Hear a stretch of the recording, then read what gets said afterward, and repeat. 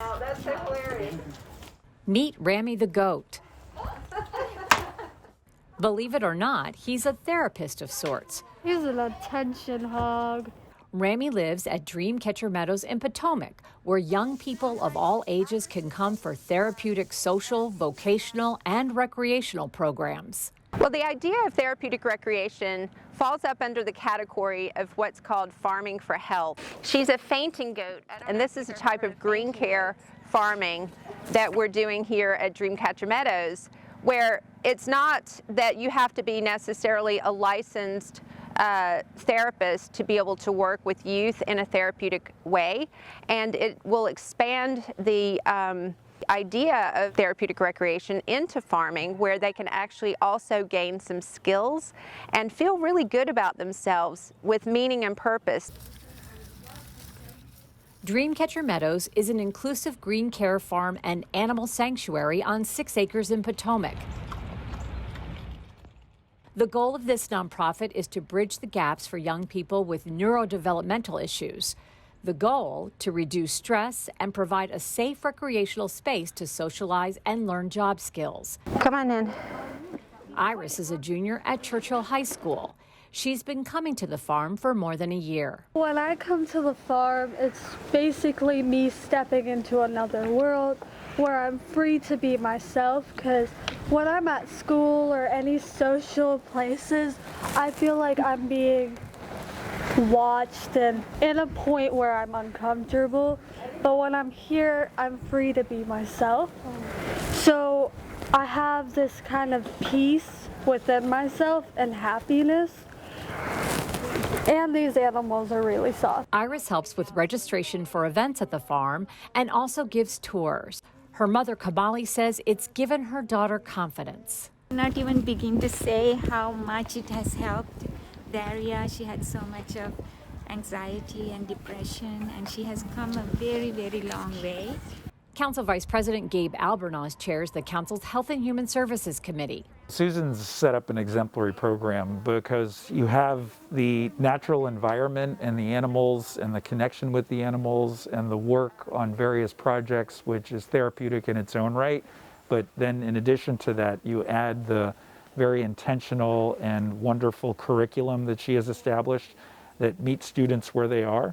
And there are thousands of Montgomery County Public School students and Montgomery County students that would benefit from an experience like this. And so I think this is a unique opportunity to take advantage of an asset that's here, the passion and energy of a really terrific community leader, and leverage that to help a lot of kids. Catcher Meadows also offers programming to earn student service learning hours while learning about sustainable farming and caring for animals. The end goal?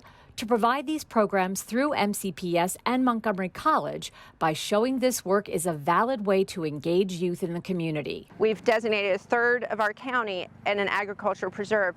That offers a wealth of opportunity for youth in terms of recreation, social activities, and vocational training. However, right now, we don't have the capacity in our school system to engage students in that way. So this program would allow us to begin that process. This summer, Katie Rose started her journey at the farm. She's had a lot of problems socially in school. Her mother, Alicia, said she was apprehensive and shy. Her first thing when she got here to gently introduce her to the animals was the babies. She was terrified. When she was holding the bottle, it was like she was shaking and she was stiff and everything. And it's the second time she did it like a pro. So we can come in, here's a tour. Today, she's engaged, self-assured, You can see there's a lot of chickens here. and speaks openly about how Catcher Meadows has changed her life. Here is the popular chicken, Mr. Fluffy. At first I was really scared, kind of like overwhelmed or nerve-wracked with the thought of like interacting with them. I have trouble with my anxiety. Whatever I'm into a social situation such as, oh, you're going in the crowd, trying to socialize with friends on a normal basis, it's just like it's difficult. It makes you feel like all this like pain and all this depression just gone away like that with interacting with the animals. The farm has opened new doors for Katie. Her goal today is to further her education to become a veterinarian assistant. The way she talks now is not the way she did when she got here. It's like you having like another child and you're like feeding them. Before, she was very meek and mellow. She could not form her words very well. As she started talking with the animals and working with the animals, we don't just work here. It's a total package. These animals need the attention and love too. And through that connection with them, she started talking to them. And that gave her practice. And after practicing for so long, you're seeing the articulate daughter that you saw. As the county continues to navigate through the coronavirus pandemic, Councilmember Albornoz says programs like this will become even more valuable as we address the emotional toll of the crisis on our youth. I've lost a lot of sleep worrying about the social and emotional toll of the pandemic on our kids. With youth not being in a classroom for almost a year now, not only is there an academic impact, but I'm actually more worried about the emotional impact because they're not able to spend time with their friends. They're not able to engage with other caring adults. When the pandemic is going on and then you're like missing like all these stuff you used to do before the pandemic even starts.